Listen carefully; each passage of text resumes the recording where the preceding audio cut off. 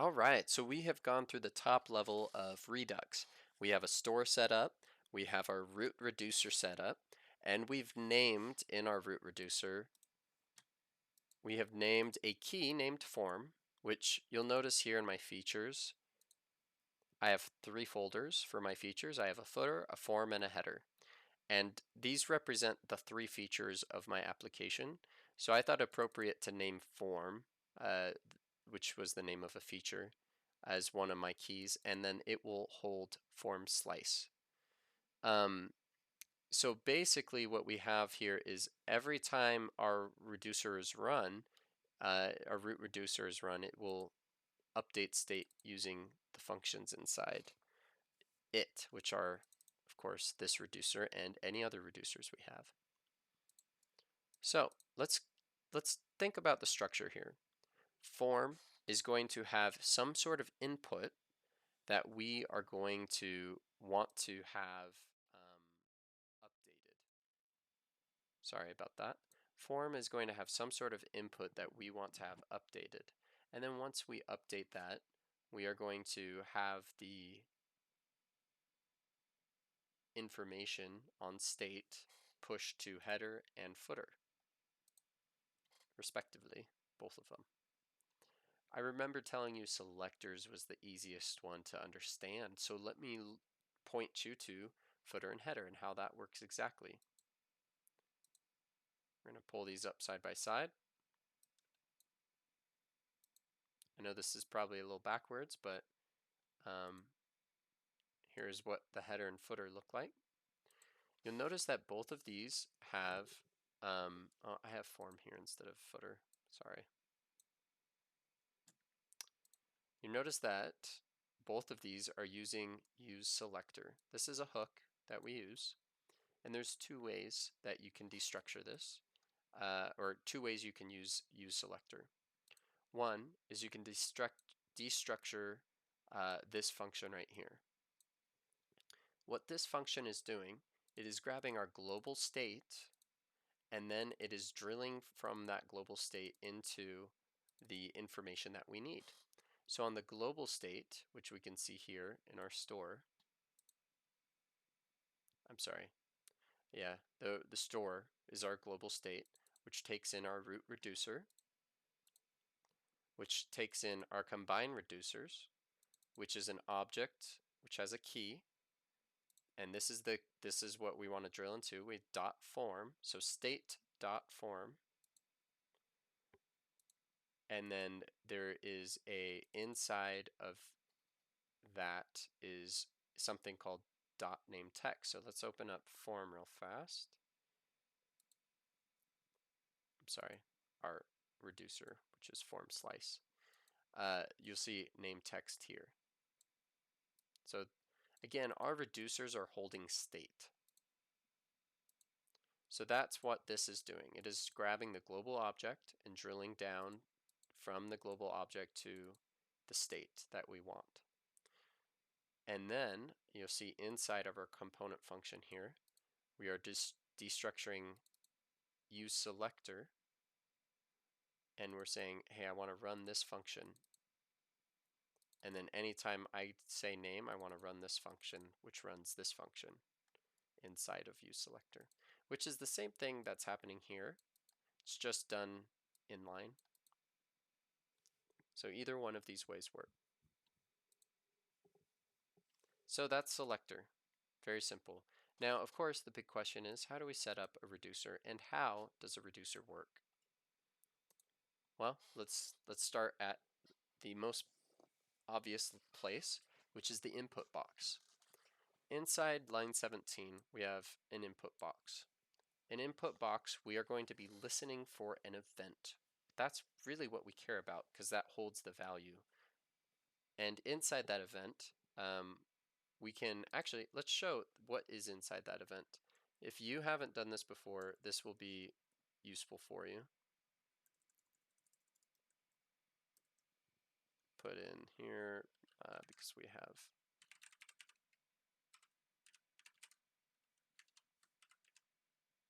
now we'll just do E.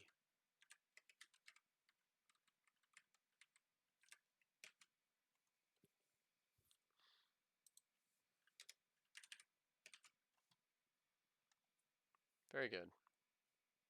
I showed you this already, huh? There we go. We'll inspect that. Just refresh a few times here.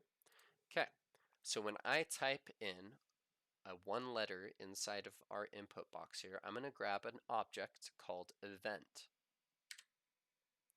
So this is the entire event object. You'll notice that this may seem like a fairly small object, but I promise you that there are many keys inside of these other objects here. So this E is what we're drilling down to, the event. I am really just drilling down from E, and I'm sure you've seen this before, E dot target dot value, which the V's are all the way down here, which is H. That is what I typed in. So what I really care about is this H here. That's the only thing I want in the thing that we're building here. When I type in a letter, I want that value to be updated on state. So let's go back to our code and let's get rid of our console log.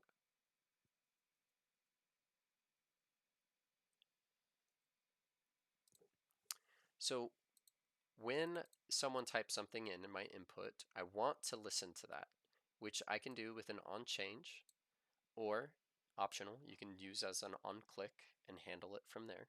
But of course, you want to still save these events that are happening. So anyway, I am listening for an onChange event. When a key down happens, I want to grab the e.target.value. So I'm going to create a function inside my form that says, hey, this function is going to be called handle input. When a change happens, I want to run handle input. And what is handle input going to do? It is going to take in a variable called e. That stands for event, which is a massive object. When that event, we're going to take that event and we're going to run a function called dispatch. Now you'll notice here that dispatch is equal to use dispatch. So I could just say use dispatch parentheses and do the rest of this. I didn't. I destructured it so you could see this is a way you might see it. And we have here name added. Where is this function coming from? Well, you can see here that I am grabbing it from form slice. Now form slice is another term for reducer.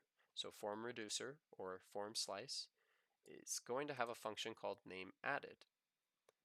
Now keep in mind that our dispatches send actions to our reducer. Okay, so keep that in mind.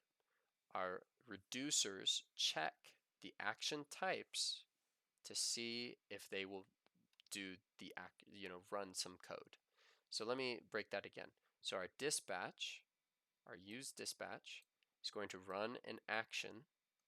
And remember, I don't know if I went over this, but let's open up our slice here or our reducer. So this is what an action looks like, type and payload. So the type, this is just a title. I named it form because it's inside my form feature. You notice I have all my features here. I have form, footer, and header.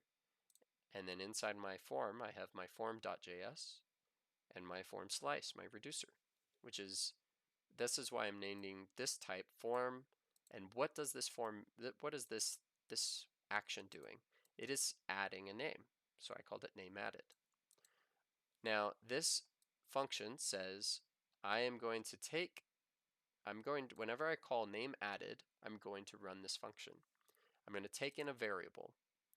A variable here is going to be e.target.value. That's the variable that I'm adding in here. I'm drilling into this object inside this function here. So this is e.target.value. That's what's being passed into here. And then I'm creating an object that says type is this, and the payload is this, which is e.target.value. So then what happens is it's going to, this function is going to run into our reducer and say, hey, and this is done by our dispatch app. This is done by our dispatch. Our dispatch is going to run the reducer here automatically, right? It's magic. The magic of React Redux.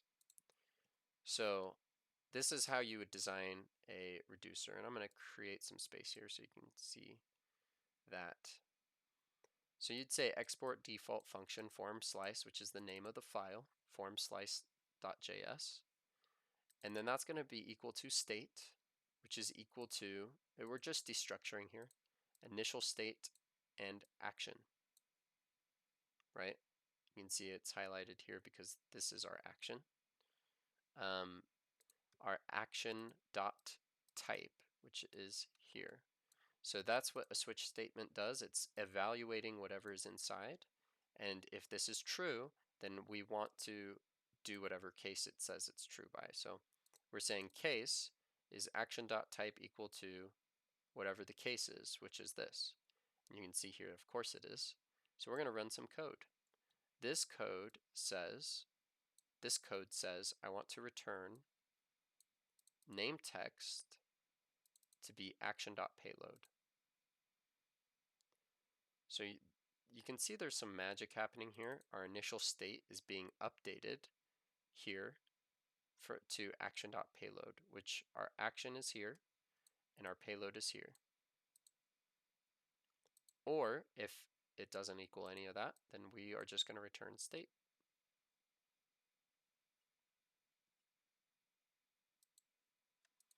And that is what's happening. I just want to show you a quick tool. Of course, running through this yourself might be helpful, but let's take a look at a really awesome tool. I showed you this actually in the beginning, the first video, so let's just show you here again. This is what Compose with DevTools is allowing. This is an extension that we can use. I destructured it this way so that we can use this tool. So what is this tool doing? This is the extension, and then if you do inspect, there should be here as well. I'm going to use this one because it's a little bit bigger and you can see better. All right, so let's refresh our screen. What this is doing is it shares a lot of cool things with you. It gives you your initial state. This is the tree version. I'm going to do raw. You can see we're destructuring form. This is from our root reducer. And then the initial state of our slice, or our form slice.js is right here. So let me show you that code again real fast so you remember.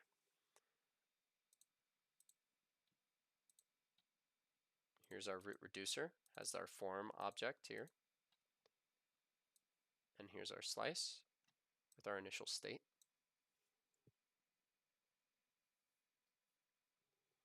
So again, that is where it's at right now. And then what happens if we hit G? This is showing us our state right now, right? This is just what state is. We can also see what added it. We can say action, so what the payload was. We can see the difference, what happened. It went from an empty string to a G. You can enable tracing, which is amazing. However, yeah,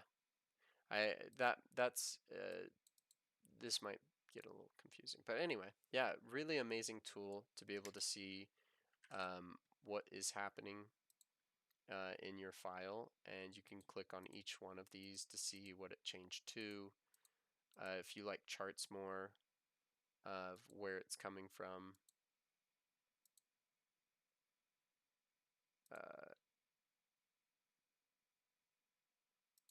yeah. Anyway, just a really awesome tool to see where things are going, help you see where your state is. If you have used too many keys, you can dig down. All right, so that concludes this. I hope this is helpful. I will make a toolkit video in the future, and you can use that to reference if you want to try using toolkit.